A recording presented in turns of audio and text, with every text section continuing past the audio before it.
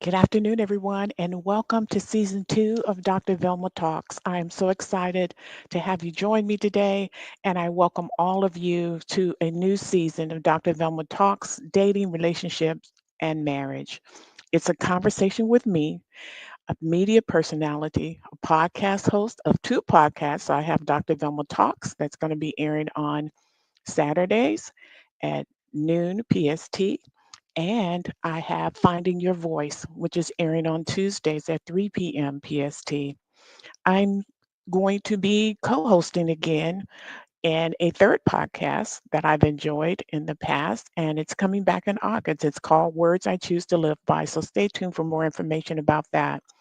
But I'm a best selling author, certified dating and relationship coach, ordained minister, professional speaker, and a woman who's been blessed to be married 50 plus years.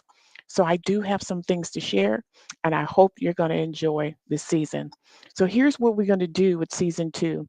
There's going to be 8 episodes. 4 episodes are going to be addressing challenges that women face and the problems they had in the stories of the Catch series.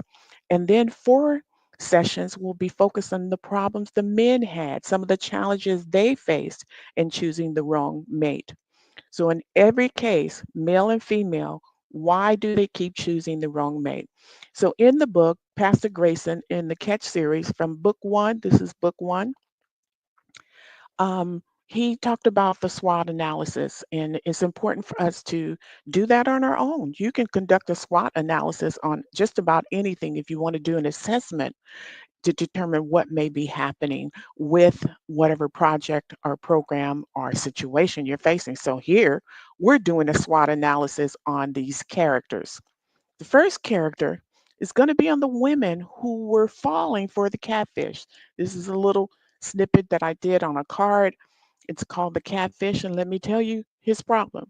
One female character in the book, the very first book of the Catch series, searched for a husband at the church and became frustrated. She decided the local club would provide more options. It was there she met a catfish. The catfish hangs out at the bottom of the lake and eats dead, smelly food. That's the catfish.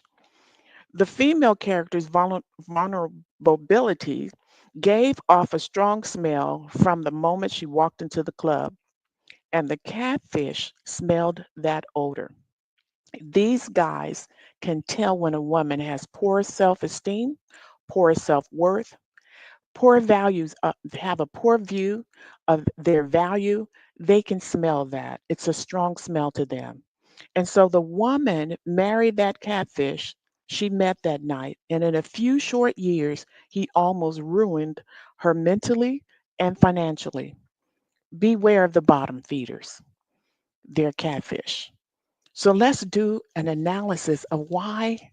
How could this woman have done that? Didn't she see the signs? Well, I'm going to be honest with you. A lot of women are just ignoring the signs, period. Matter of fact, many of them are not looking at it for any signs. They're just going after what they see and assuming that everything is just fine just because it looks that way.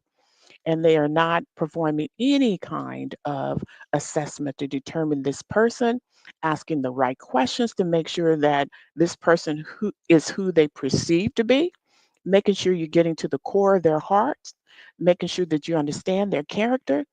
Ask the questions because the things you see on the outside, those are what we call conditions.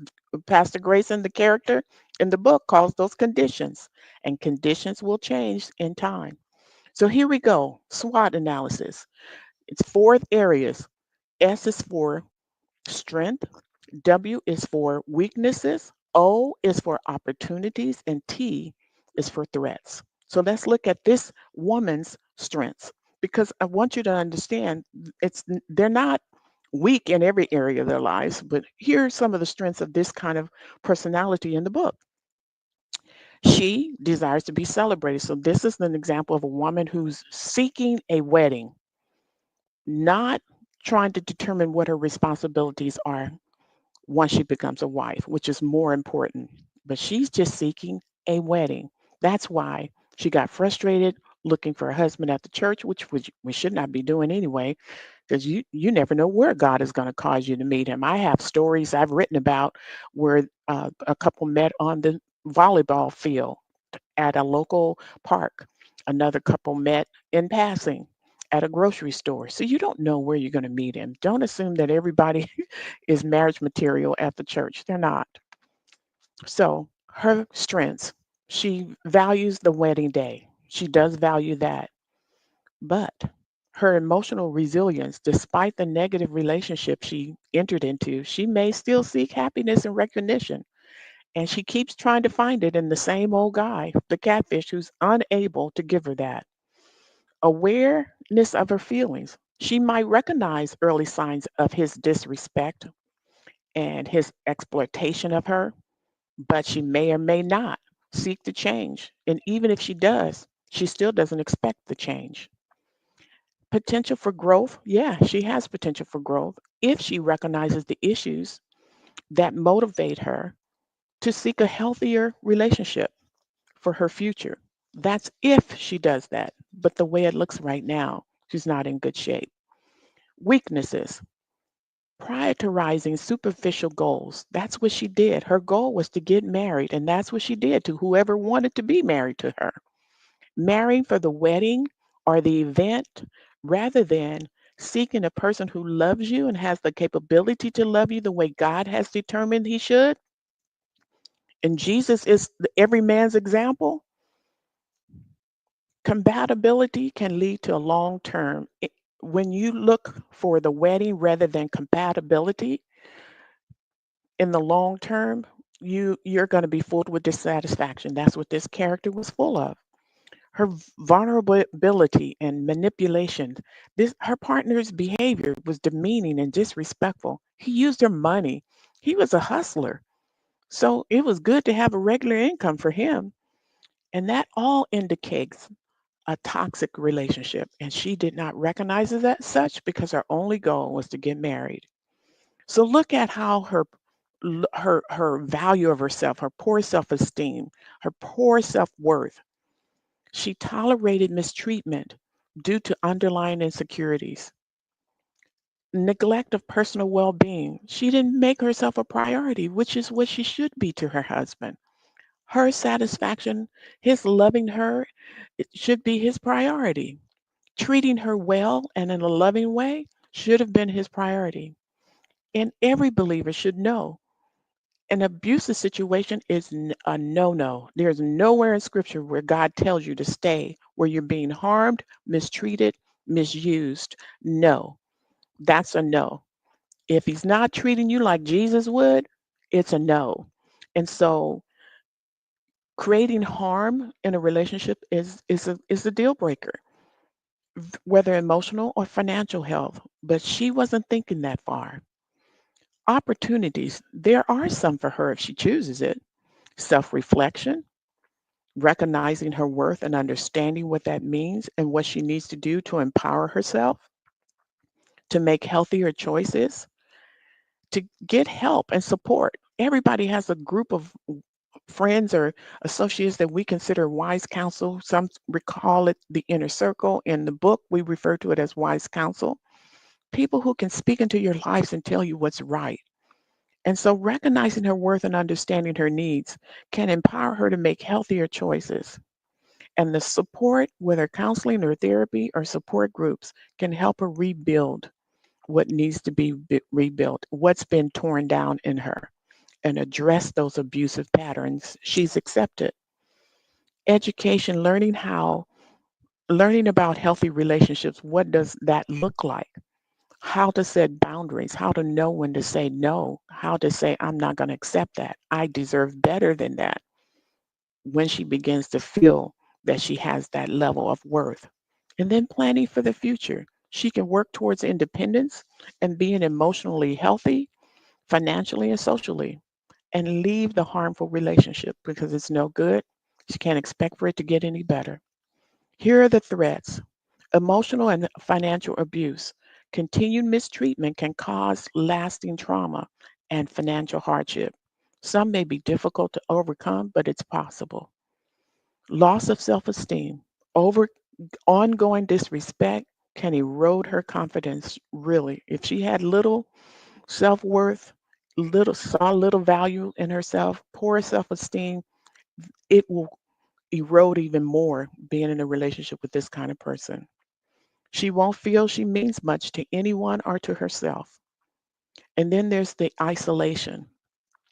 Her partner's behavior may isolate her from friends because she may not want anybody to know. It's not always him isolating her. Sometimes it's her isolating herself because she doesn't want anybody to know, may not want anybody to see.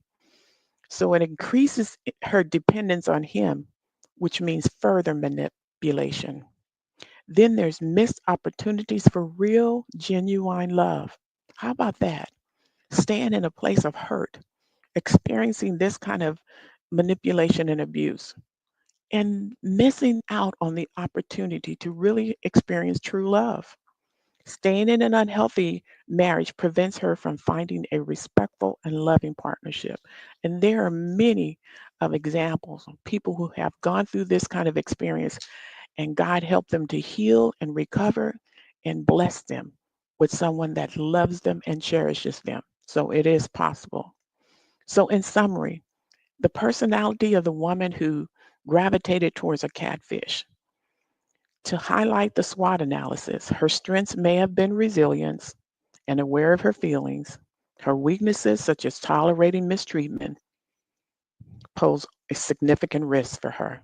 The opportunity, seeking support and healing and building independence that builds her worth and value so that she can see herself differently and see herself worthy of better treatment.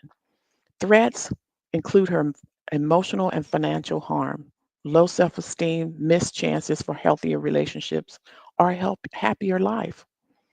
Ultimately, she can use this understanding to prioritize her well being and consider leaving a harmful situation to pursue a healthier one.